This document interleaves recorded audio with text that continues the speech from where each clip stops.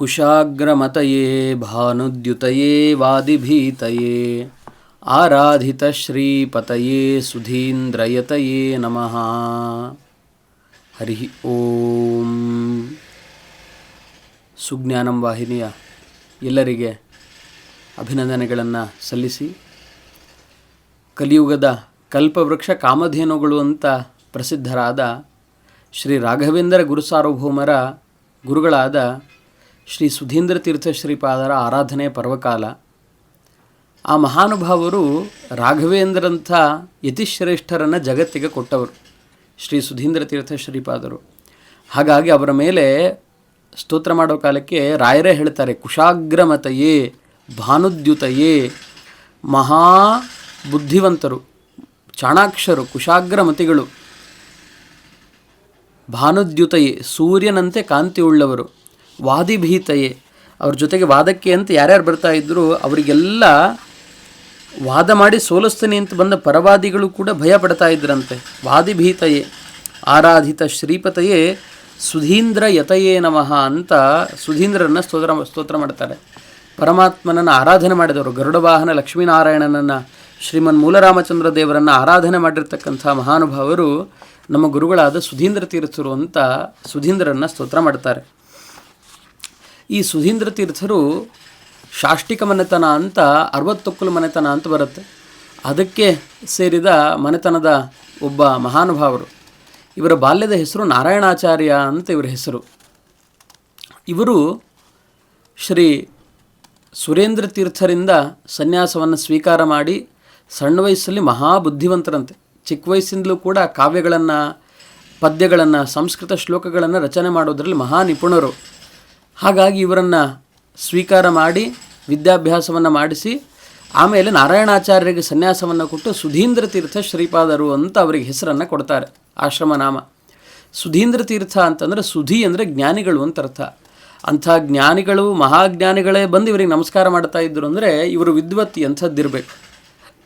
ಸುಧೀಂದ್ರರ ಜ್ಞಾನಿಗಳಂಥ ಮಹಾಜ್ಞಾನಿಗಳಿಗೇನೆ, ವಿದ್ವಾಂಸರಿಗೇನೆ ಇಂದ್ರ ಇದ್ದಾಗೆ, ರಾಜ ಇದ್ದಾಗಿದ್ದರು.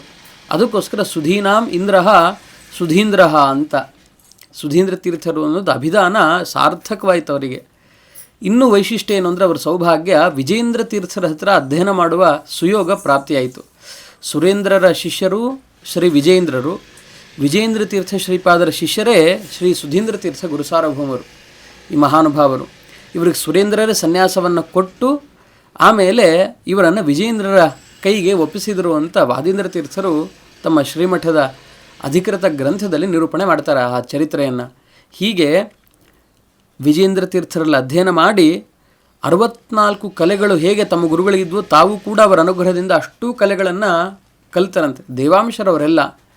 ಅಂಥದ್ರೊಳಗೆ ಒಂದು ಪ್ರತಿಮೆಯನ್ನು ಮಾಡತಕ್ಕಂಥ ಕಲೆಯೂ ಕೂಡ ಅದು ಒಂದು ಶಿಲ್ಪ ನಿರ್ಮಾಣ. ಸುಧೀಂದ್ರ ತೀರ್ಥರು ತಾವಾಗಿಯೇ ಲೋಹವನ್ನು ಎರಕ ಹೊಯ್ದು ಪ್ರತಿಮೆಗಳನ್ನು ಮಾಡ್ತಾ ಇದ್ರಂತೆ. ಇವತ್ತಿಗೂ ಕೂಡ ಅವರು ಮಾಡಿದ ಪ್ರತಿಮೆಯನ್ನು ನೋಡಬಹುದು. ಮಂತ್ರಾಲಯಕ್ಕೆ ಹೋದಾಗ ಶ್ರೀಗಳು ತಾವು ಪೂಜೆ ಮಾಡೋ ಕಾಲಕ್ಕೆ ದೇವರ ಪೀಠದಲ್ಲಿ ಮೇಲ್ಭಾಗದಲ್ಲಿ ಗರುಡ ವಾಹನನಾದ ಲಕ್ಷ್ಮೀನಾರಾಯಣನನ್ನು ಇಟ್ಟು ಪೂಜೆ ಮಾಡ್ತಾರೆ. ಆ ಗರುಡ ವಾಹನ ಲಕ್ಷ್ಮೀನಾರಾಯಣ ಪ್ರತಿಮೆಯನ್ನು ಮಾಡಿದ್ದೇ ಸುಧೀಂದ್ರ ತೀರ್ಥ ಶ್ರೀಪಾದರು. ವಿಜೇಂದ್ರರ ಹತ್ರ ತಾವು ಕಲಿತು ಅದನ್ನು ಅಧ್ಯಯನ ಮಾಡಿ ಆ ಕಲೆಯನ್ನು ಬಳಸಿಕೊಂಡು ಲಕ್ಷ್ಮೀನಾರಾಯಣ ದೇವರ ಪ್ರತಿಮೆಯನ್ನು ಮಾಡಿ ಅದರಲ್ಲಿ ದೇವತಾ ಸಾನ್ನಿಧ್ಯವನ್ನು ತಾವು ಪೂರ್ಣ ಮಾಡಿ ಪ್ರತಿನಿತ್ಯ ಉಪಾಸನೆ ಮಾಡ್ತಾ ಇದ್ದರು ಅಂತ ಅವರ ಚರಿತ್ರೆಯಲ್ಲಿ ಕಂಡುಬರ್ತದೆ.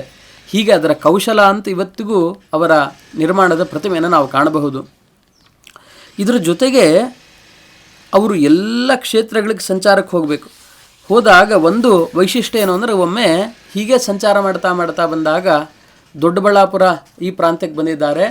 ಬಂದಾಗ ಒಂದು ಕಡೆ ವ್ಯಾಸರಾಯರು ಪೂಜೆ ಮಾಡಿರತಕ್ಕಂಥ ಪ್ರಾಣದೇವರ ಸನ್ನಿಧಾನ. ಆ ಪ್ರಾಣದೇವರಿದ್ದಾನೆ ಅಂತ ಅಂದ್ಕೊಂಡು ಪ್ರಾಣದೇವರಿಗೆ ಅರ್ಪಣೆ ಮಾಡಬೇಕು ಅಂತ ಒಂದು ಮಲ್ಲಿಗೆಯ ಹಾರವನ್ನು ಮಾಡಿಸಿದ್ರಂತೆ, ಬಂಗಾರದ್ದು ಹಾರ ಮಾಡಿಸಿದರೆ ಆ ಹಾರವನ್ನು ನಿರ್ಮಾಣ ಮಾಡಿಕೊಟ್ಟಿದ್ದಾನೆ ಶಿಲ್ಪಿ, ಲೋಹಕಾರ. ಅದನ್ನು ತೊಗೊಂಡು ಹೋಗಿ ಪ್ರಾಣದೇವರಿಗೆ ಅರ್ಪಣೆ ಮಾಡಿದ್ರಂತೆ. ಅರ್ಪಣೆ ಮಾಡೋ ಕಾಲಕ್ಕೆ ಸಂಜೆಯ ಪೂಜೆಯ ಸಂದರ್ಭದಲ್ಲಿ ಅರ್ಪಣೆ ಮಾಡಿದ್ದಾರೆ. ಮರುದಿವಸ ಬೆಳಗ್ಗೆ ಹೋಗಿ ರಾಮದೇವ್ರ ಪೂಜೆ ಮಾಡಬೇಕು ಮುಖ್ಯ ಪ್ರಾಣನ ಸನ್ನಿಧಾನದಲ್ಲಿ ಅಂತ ಹೋಗಿ ನೋಡ್ತಾರೆ. ಬಾಗಿಲು ತೆಗೆದರೆ ಎಲ್ಲ ಮಲ್ಲಿಗೆಗಳೆಲ್ಲ ಅರಳಿತ್ತಂತೆ. ಅದಕ್ಕೆ ಅರಳು ಮಲ್ಲಿಗೆ, ಅರಳಿದ ಮಲ್ಲಿಗೆಯ ಸ್ಥಳ ಅಂತ ಹೇಳಿ ಇವತ್ತಿಗೂ ಕೂಡ ಆ ಊರಿಗೆ ಅರಳು ಮಲ್ಲಿಗೆ ಅಂತ ಕರೀತಾರೆ. ಅದು ಸುಧೀಂದ್ರ ತೀರ್ಥ ಶ್ರೀಪಾದರ ಕಾಲದಲ್ಲಿ ಆ ಹೆಸರು ಬಂತು. ಅವರ ಭಕ್ತಿಗೆ ಮೆಚ್ಚಿ ಮುಖ್ಯಪ್ರಾಣನ ಮೇಲಿದ್ದ ಆ ಮೊಗ್ಗಾಗಿದ್ದ ಮಲ್ಲಿಗೆ ಎಲ್ಲ ಅರಳಿತ್ತು ಅಂತ ಆ ವೈಶಿಷ್ಟ್ಯವನ್ನು ನಿರೂಪಣೆ ಮಾಡ್ತಾರೆ. ಹೀಗೆ ಆ ಮುಖ್ಯಪ್ರಾಣನ ಅನುಗ್ರಹವನ್ನು ಪಡೆದವರು ಪ್ರಾಣದೇವರಿಗೆ ಮಲ್ಲಿಗೆಯನ್ನು ಅರ್ಪಣೆ ಮಾಡಿದರೆ, ಮೊಗ್ಗನ್ನು ಅರ್ಪಣೆ ಮಾಡಿದರೆ ಅದನ್ನು ಅರಳಿಸಿ ನಿನ್ನ ಭಕ್ತಿ ಅದರಿಂದ ನನ್ನನ್ನು ತೃಪ್ತನಾಗಿಸಿದ್ಯಪ್ಪ ಅಂತ ಸೂಚನೆ ಮಾಡಲಿಕ್ಕೋಸ್ಕರ ಪ್ರಾಣದೇವರು ಇಂಥ ಸೂಚನೆಯನ್ನು ತಾವು ಕೊಟ್ಟಿದ್ದರು ಅಂತ ಕಂಡು ಬರುತ್ತೆ. ಹೀಗೆ ಆ ಸುಧೀಂದ್ರರ ಮಹಾಮಹಿಮೆ, ಅದರ ಜೊತೆಗೆ ಬಿಜಾಪುರ ಪ್ರಾಂತ್ಯದಲ್ಲಿ ಮಳೆನೇ ಇದ್ದಿಲ್ಲ ಆ ಕಾಲದಕ್ಕೆ.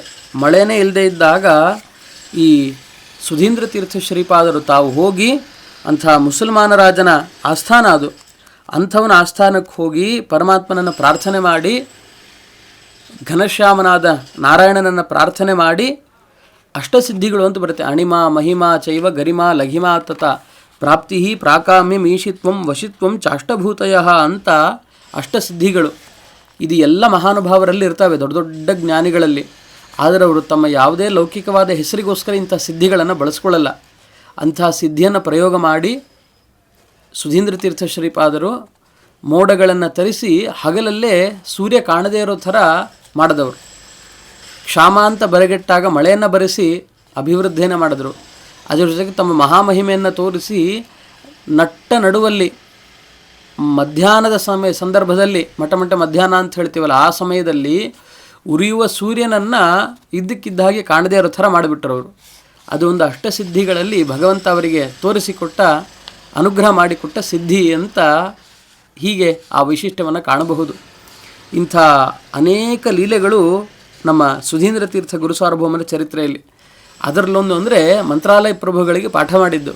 ಯೋಗ್ಯನಾದ ಶಿಷ್ಯ ಅವರಿಗೆ ಸಿಕ್ಕಿದ್ದು ತಮ್ಮ ಗುರುಗಳ ಭಗವಂತನ ಅನುಗ್ರಹ, ಶ್ರೀಮದ್ ಆಚಾರ್ಯರ ಅನುಗ್ರಹ. ಅವರು ಎಲ್ಲೇ ಹೋದರೂ ಕೂಡ ವಾದಕ್ಕೆ ಹೋದಾಗ ಮೊದಲು ವೆಂಕಟನಾಥಾಚಾರ್ಯರನ್ನು ಬಿಡಬೇಕು, ಆಮೇಲೆ ತಾವು ವಾದ ಮಾಡ್ತಾಯಿದ್ರು. ವೆಂಕಟನಾಥಾಚಾರ್ಯರನ್ನು ಅವರು ವಾದಕ್ಕೆ ನಿಲ್ಲಿಸಿದ್ರು ಅಂತಂದರೆ ತಮ್ಮವರೆಗೂ ಬರ್ತಾನೇ ಇದ್ದಿಲ್ಲ. ಯಾಕೆಂದರೆ ಎಲ್ಲ ಶಿಷ್ಯನೇ ಮಾತಾಡಿ ಬಿಡ್ತಾ ಇದ್ದ. ಏನು ಮಾತಾಡಿದ್ರು ಕೂಡ ಶಿಷ್ಯನೇ ಮಾತಾಡಿ ಪರವಾದಿಗಳನ್ನು ಗೆದ್ದು ಬಿಡ್ತಾ ಇದ್ದ. ಅಂಥ ವಿದ್ವತ್ತು, ಅಂತಹ ಚಾಣಾಕ್ಷರಿಗೆ ಪಾಠ ಮಾಡಬೇಕು ಅಂದರೆ ಇವರು ವಿದ್ಯಾಪ್ರೌಢಿಮೆ ಎಂಥದ್ದಿರಬೇಕು. ಎಲ್ಲ ಗ್ರಂಥಗಳನ್ನು ತರ್ಕತಾಂಡವ, ನ್ಯಾಯಾಮೃತ, ವ್ಯಾಸತ್ರಯಗಳು, ನ್ಯಾಯಸುಧಾ ಎಲ್ಲ ಪಾಠ ಮಾಡ್ತಾರೆ. ಪೂರ್ವಾಶ್ರಮದ ರಾಯರಿಗೆ ಪಾಠ ಮಾಡಿ ಅವರನ್ನೇ ಶಿಷ್ಯರನ್ನಾಗಿ ಸ್ವೀಕಾರ ಮಾಡಿ ರಾಘವೇಂದ್ರ ತೀರ್ಥರು ಅಂತ, ರಾಘವೇಂದ್ರ ಯತಿರಾಟ್ ಸಮೇಧತಾಂ ಅಂತ ಆ ಹೆಸರನ್ನು ಕೊಟ್ಟು ತಾವು ಅನುಗ್ರಹ ಮಾಡ್ತಾರೆ. ಇವರ ವಾದ ಕೌಶಲವನ್ನು ಕೇಳಿ ಗ್ವಾಲಿಯರ್ನ ಮಹಾರಾಜ, ಉದಯಪುರ, ಆಗ್ರಾ ಈ ಪ್ರಾಂತ್ಯದ ಮಹಾರಾಜ ತಾನು ಇವರನ್ನು ಕರೆಸ್ಕೊಂಡು ಇವರಿಗೆ ಹಗಲು ದೀವಿಟಿಗೆ ಛತ್ರ ಚಾಮರಗಳನ್ನೆಲ್ಲ ಕೊಟ್ಟ ಅಂತ ಅವರ ಚರಿತ್ರೆಯಲ್ಲಿ ಬರ್ತದೆ. ಬರೀ ಇಷ್ಟೇ ಅಲ್ಲ, ವೆಂಕಟಪತಿರಾಯ ಅಂತ ಆ ಒಬ್ಬ ಮಹಾರಾಜ ಅದನ್ನು ಉಲ್ಲೇಖ ಮಾಡುತ್ತೆ ರಾಘವೇಂದ್ರ ವಿಜಯ.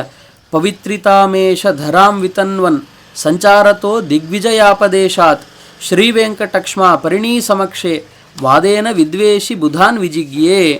ಹಂಪಿ ಈ ಮಹಾರಾಜನ ಹಳೆಯುಳಿದ ರಾಜರಲ್ಲಿ ವೆಂಕಟಪತಿರಾಯ ಅಂತಿದ್ದ. ಕೃಷ್ಣದೇವರಾಯ ಹಳೆಯ ರಾಮರಾಯರ ನಂತರ ಬಂದ ಮಹಾರಾಜ.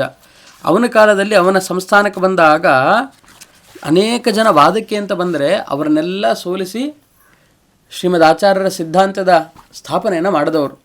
ಇವರು ವಿದ್ವತ್ತನ್ನು ಕಂಡು ಆತ ಭೂದಾನ ಮಾಡಿದ ಅವರಿಗೆ ಅಂತ ಒಂದು ಶಾಸನ ಇದೆ ಇವತ್ತಿಗೂ ಕೂಡ. ಶ್ರೀಮತ್ ಪರಮಹಂಸಾಖ್ಯ ಪರಿವ್ರಾಟ್ ಈಶತಾಜುಷಾಂ ಪದವಾಕ್ಯ ಪ್ರಮಾಣಾಬ್ಧಿ ಪಾರೇಣಾನಾಂ ನಿರಂಕುಶಂ ಶ್ರೀಮದ್ವೈಷ್ಣವ ಸಿದ್ಧಾಂತ ಸಂಸ್ಥಾಪನ ಗರೀಯಸಾಂ ಸರ್ವತಂತ್ರ ಸ್ವತಂತ್ರ ಶ್ರೀ ವಿಜಯೀಂದ್ರಾರ್ಯ ಯೋಗಿನಾಂ ನಿಜಾಂತೆ ವಾಸನೆ ಮಧ್ವ ಸಿದ್ಧಾಂತ ಅರ್ಥೋಪದೇಶಿನೇ ಅಂತ ಶ್ರೀ ಸುಧೀಂದ್ರ ಯತೀಂದ್ರಾಯ ಭಕ್ತಾಭೀಷ್ಟ ಪ್ರದಾಯನೆ. ಆವಾಗಲೇ ಮಾತಿತ್ತು, ಭಕ್ತರು ಕೇಳಿದ್ದನ್ನು ಕೊಡುವ ಕಲ್ಪವೃಕ್ಷ ಇದ್ದ ಹಾಗಿದ್ದವರೇ ಸುಧೀಂದ್ರ ತೀರ್ಥ ಶ್ರೀಪಾದರು ಅಂತ ಅವರ ಹೆಸರನ್ನು ಇವತ್ತಿಗೂ ಸಿಗ್ತಕ್ಕಂತಹ ಶಾಸನದಲ್ಲಿ ಉಲ್ಲೇಖ ಮಾಡಿ 5 ಗ್ರಾಮಗಳನ್ನು ಕೊಟ್ಟ ಅಂತ ಬಚ್ಚನಹಾಳು, ಆಮೇಲೆ ಕ್ಯಾಡ, ಆಮೇಲೆ ಮಾನವೀಯ ಹತ್ತಿರ ಇರತಕ್ಕಂತಹ ಎಡವಾಳ, ಚಿಂಚಿಲ, ಅರಳಿಹಳ್ಳಿ ಅಂತ ಒಂದು 5 ಗ್ರಾಮಗಳನ್ನು ಮಹಾರಾಜ ತಾನು ಇವರ ವಿದ್ವತ್ತಿಗೆ, ಜ್ಞಾನಕ್ಕೆ, ಕೌಶಲಕ್ಕೆ ಮೆಚ್ಚಿಕೊಟ್ಟು ಅನುಗ್ರಹವನ್ನು ಪಡ್ಕೊಂಡ ಅಂತ ಚರಿತ್ರೆಯಲ್ಲಿ ಇವರ ಮಹಾತ್ಮೆ ಕಂಡುಬರುತ್ತೆ. ಹೀಗೆ ಅನೇಕ ಕಡೆ ಸಂಚಾರ ಮಾಡಿ ಎಲ್ಲ ಭಕ್ತರನ್ನು ಉದ್ಧಾರ ಮಾಡಿ ಮಂತ್ರಾಲಯ ಪ್ರಭುಗಳಂಥ ಮಹಾನುಭಾವರನ್ನು ಜಗತ್ತಿಗೆ ಕೊಟ್ಟ ಶ್ರೀ ಸುಧೀಂದ್ರ ತೀರ್ಥ ಗುರು ಸಾರ್ವಭೌಮರ ಆರಾಧನೆಯ ಪರ್ವಕಾಲ ಇವತ್ತು. ಹಾಗಾಗಿ ಅಂಥ ಮಹನೀಯರ ಅನುಗ್ರಹ ನಮ್ಮ ಮೇಲೆ ಇರಲಿ ಅಂತ ಪ್ರಾರ್ಥನೆ ಮಾಡಿ ಈ ಪುಟ್ಟ ಚಿಂತನೆಯನ್ನು ಮುಗಿಸ್ತಾ ಇದ್ದೇನೆ. ಶ್ರೀಕೃಷ್ಣಾರ್ಪಣಮಸ್ತು. ಮಧ್ವೇಶಾರ್ಪಣಮಸ್ತು.